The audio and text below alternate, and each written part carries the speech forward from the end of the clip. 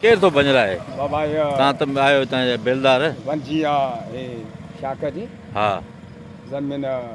तव्हांखे ख़बर में कांजी आहे कांजी कंहिंजी आहे नालो त ॿुधायो न हाई रमज़ान बोले वंजी रमज़ान बोले बनी कंहिंजी आहे बनी जहाँजी मुंहिंजो तव्हांखे पाण ई न ख़बर न उहो त नालो बराबरि तव्हां नालो तबेदार खां घुराए पुछो सॼे यार सरेआम शाख भञण तबेदार खां घुराए तव्हां पुछो काई ज़मीन सर्वे बेलदारी तो खबर नहीं तव्हांखे बनी ख़बर न आहे कांजी बेलदार तू ही ड्यूटी तू तव्हांखे ख़बर न आहे ज़मीन तव्हांखे ख़बर आहे कांजी ड्यूटी तुझी इहा सवाल जवाब न सरेआम शाख बंदि करे ऐं ॿुधो हितां पाणी कढण इहो त मुनासिब त कोन्हे तव्हांखे ख़बर आहे केनाल आबदार खे तव्हां पुछी सघो था चवणा त अली मां न हणाया सुबह छोकरे बुधाई मां न हणाया तूं हर बार सोच और छो थो कराए मुंहिंजे मथां छोकरे बुधाई छा छोकिरे मूं न हणाया भाऊ छोकिरो छा पियो चए रमज़ान बोलो कंबरू आयो थे हा जो बोलन वटे हा। मिलियोसि जय हइया वंजी चे अली गोर हणाया तोखे बयान कई मुंहिंजो रोबर आहे अली निकितो कंब उन्हें हीअं हींअर उन्हें न कंबरू कंपरू केरु आहे असारो कंबरू हाणे तो कूड़ यार छा कूड़ बहरहाल ही शाख आहे न ॾिसो न ही शाख जो जेको मुंड आहे ही शाख बंदि करणु शाख तू जे या पेट तस्लीम त मो तस्लीम त हीअं- त वंजी आहे बस न तू तस्लीम करी तो तुझी ड्यूटी आ हा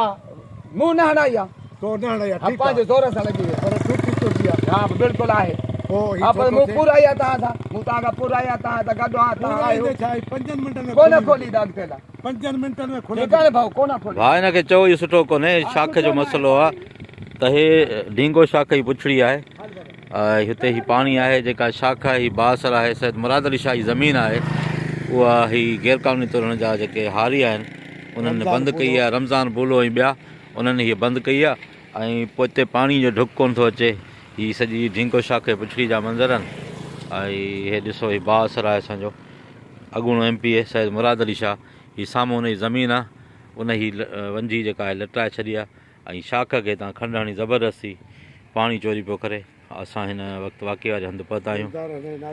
ऐं ही शाख जा मंज़र आहिनि ॾिसो था ही ढींगो शाख जी पुछड़ी आहे हेॾी सारी शाख में पाणी ईंदो ई कोन त पोइ आबादगार किथां पाणी जेका आहे भरींदा बेलदार है तो चयो वाला है ना हइया तव्हां हिते हिन आबादगार आहियो छा पिया सम्झो हीउ जेको पाणी आहे केरु पियो भञराए छो पियो भञराए पेड़ रमज़ान पाणी रमज़ान बोले भॻो आहे ऐं बनी साईं मुराद अली शाह जी आहे हिन जो चवणु आहे त बोलन पाण वञी हइया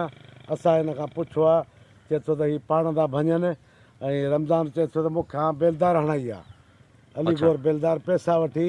सदाईं हीअ कट हणाईंदो आहे अथऊं अच्छा ही बेल हिन हणाई आहे अली गोर अली गोर बेलदार ऐं हीअ जेका ज़मीन आहे वाटर आहे कंहिंजो आहे हीअ वाटर आहे ई कोन ईअं कट लॻल आहे डायरेक्ट